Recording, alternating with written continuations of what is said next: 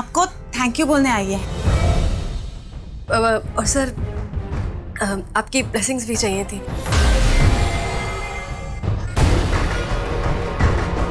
Thank you so much sir. Okay sir, bye. Bye sir. Bye sir.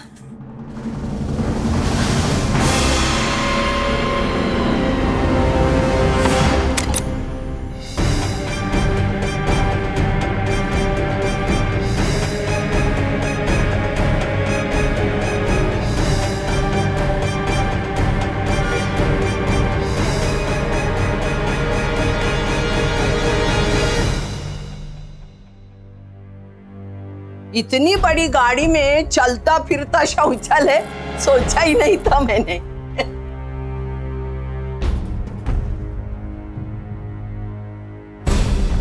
क्या? विशु, हाँ।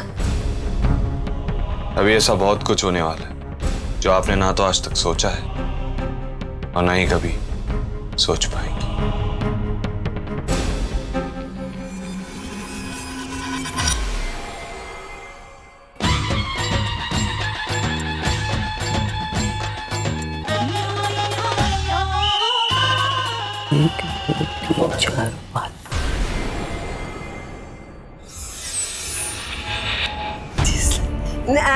नहीं, मैंने ऐसा नहीं सोचा था। मुझे तो लगा था कि मेरे 25 लाख डूब गए। लेकिन मेरी एक समझ में नहीं आया कि मधुबाला ने आप पर इतना केस चलाया, फिर भी आपने मधु और मुकुंद की शादी के लिए 25 लाख। प्रायश्चित। मधुबाला की वजह से आपने जो 25 लाख गवा दिए थे, मैं नहीं चाहता हूं कि वो 25 लाख किसी भी तरह की अड़चन बने।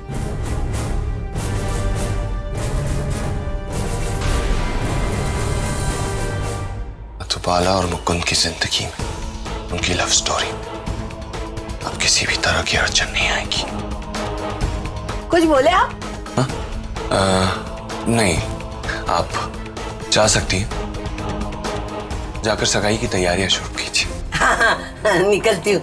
Thank you. तैयारी करनी है मुझे। Thank you.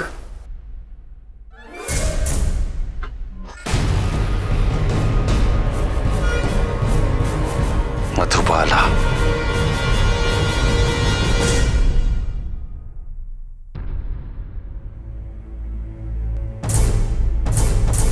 इंसान की जिंदगी का सबसे बड़ा भ्रम उसका भगवान।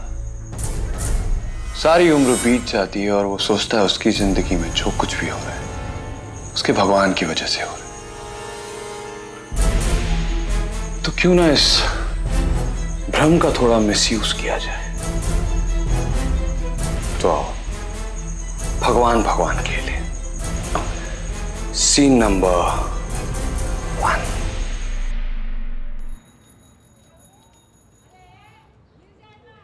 देखना मैं ऐसा ड्रेस पहनूंगी। हाँ अच्छा लगेगा। बहुत हो गया, तो सो जाओ। माँ एक सेकंड, माँ एक सेकंड देख लो। पढ़ाई तो करती नहीं हूँ, सो जाओ।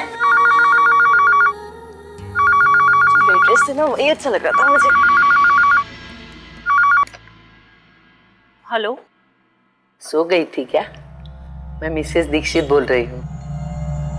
नमस्ते मिसेस दीक्षित। मैं सुबह सबसे पहले आप ही को फोन करने वाली थी। हाँ, तो मेरा ये था कहना कि आपने इस रिश्ते के बारे में फैसला क्या किया है? हाँ मिसेस दीक्षित, हमारी तरफ से हाँ है। हमें ये रिश्ता मंजूर है। अरे वाह! तो मेरी एक विनती है मिसेस मलिक। मिसेस मलिक?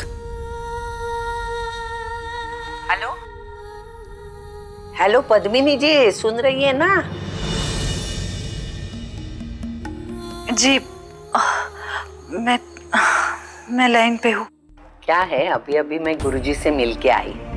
वो बहुत खुश हो गए मधु और मुकुंद के रिश्ते के बारे में सुन के। हाँ, मधु का आशीर्वाद दिए है, मुझे अच्छा सा प्रसाद दिया है। तो मेरी एक विनती है, हमारे गुरुजी ने कहा है कल शाम को अच्छा सा मुहूर्त है और उसी मुहूर्त पर सगाई हो जाए तो अच्छा है। नहीं, मतलब समझो ना कि बड़े पैमाने पे नहीं लेकिन छोटे पैमाने पे सगाई कर डालो। लेकिन कल इतनी जल्दी सगाई? नहीं नहीं, क्या करो 3-4 महीने बाद ही शादी करना, लेकिन सगाई जल्द होनी चाहिए। हाँ? और जो भी होता है ना उसको भगवान की मर्जी समझना। बेशक, इसे भगवान की ही मर्जी समझिए। भगवान की मर्जी का सीन नंबर 2।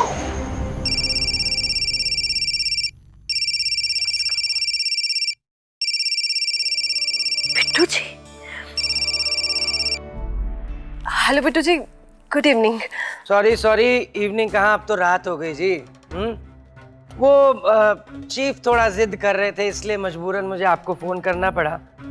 वो क्या है, मैं सोच रहा हूँ कल आपका फाइनल डांस का करवा ही दें, तो हेयर स्टाइलिस्ट भी बुलवा लेते हैं, मेकअप वाले भी, और वो आपका ड्रेस का भी फाइनल कर लेंगे। तो मैं कल 2 बजे की शिफ्ट लगवा देता हूँ, ठीक है ना? मैं पूरे 1 बजे पहुंच जाऊंगी, आप टेंशन मत लीजिए। हाँ ठीक है, ठीक। थैंक यू सो मच जी, बाय। कल 1 बजे लुक टेस्ट।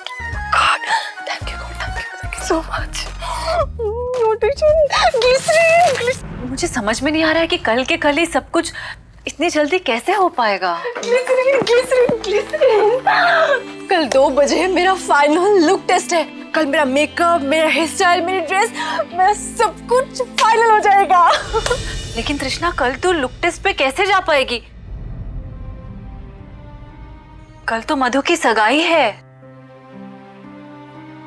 मधु की सगाई? कैसे? तो सगाई पोस्टपोन नहीं हो सकती माँ? तृष्णा, अच्छा, पर माँ इतना जल्दी ये सब कुछ हुआ कैसे? पर वो मुकुंद की माँ का फोन आया था, कह रहे थे कल बहुत अच्छा मुहूर्त है। तो अच्छा, ठीक है। एक काम करती हूँ, मैं कल 1 बजे वहां पहुंचूंगी, 4-4:30 बजे तक लौट आऊंगी, टेंशन खत्म।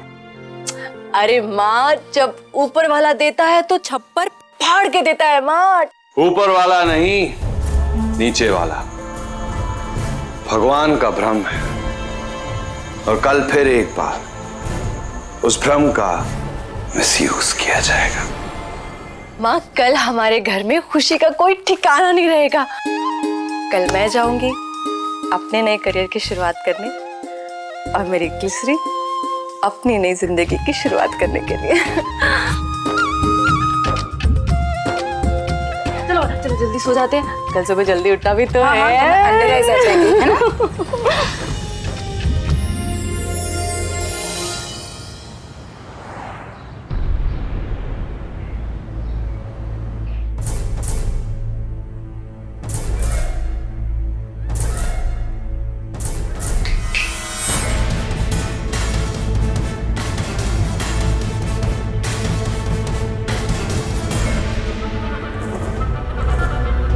Good morning Dada Saheb Phalke Chowk.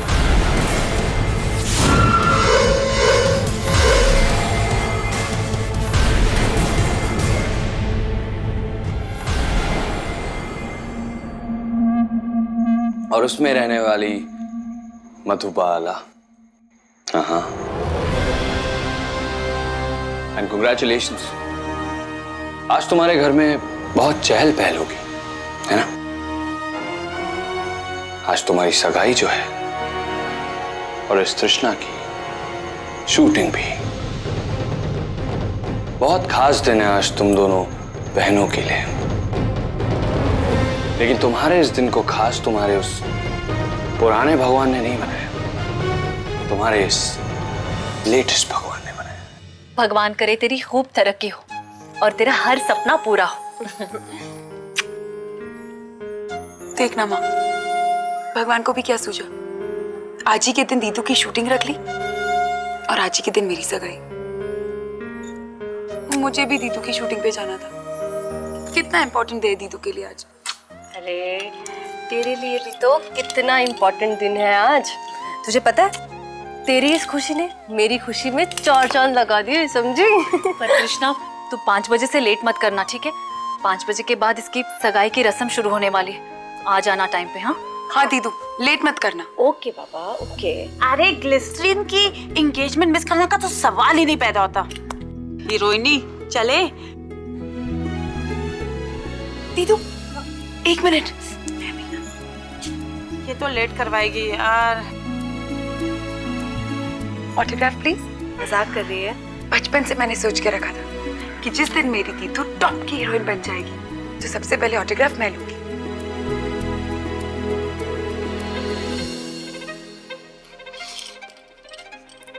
With love to glycerine from heroine.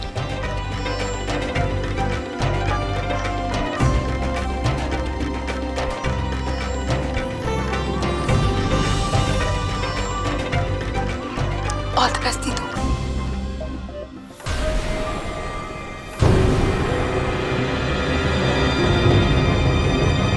Madhubala, मैंने तुम्हारे माथे पर लकीरें खींच दी। अब तुम्हारी तकदीर इन्हीं लकीरों की मोहताज है, ठीक उसी तरह जिस तरह से एक कठपुतली जैसे खींचो वैसे ही नाचती है। तुम्हारी दीदू तृष्णा आज सेट पर तो आ ही रही है।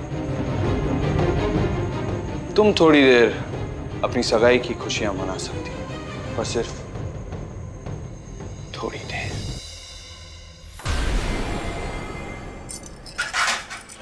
अरे मधु, तू ये सब छोड़ और बाहर जाके देख कि मलिक ने सारी तैयारियां कर ली है कि नहीं। ये मैं देख लूंगी। जा जल्दी जा। हाँ, पीली वाली वहीं लगाना जगदीश, खींच कर थोड़ा से इधर। हाँ बस। मालिक, हाँ मैं आपको अंदर बुला रही है। आता हूँ।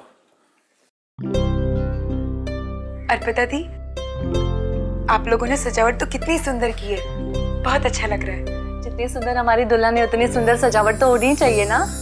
अच्छा, मुझे तो बस ऐसे ही लगता है कि पूरी की पूरी चौल इंतजार करिए कि जल्दी से जल्दी मेरी विदाई हो जाए। सबसे ज्यादा जल्दी तो मालिक को है। चौल ऐसे सजा धजा रहे, लड़के वाले देखेंगे तो सगाई की अंगूठी की जगह भारत लेकर आ जाएंगे। जगदीश, ये तोरण ठीक से लगा देना। और वो सब हो जाएगा भाई जी, आप आराम से बैठो।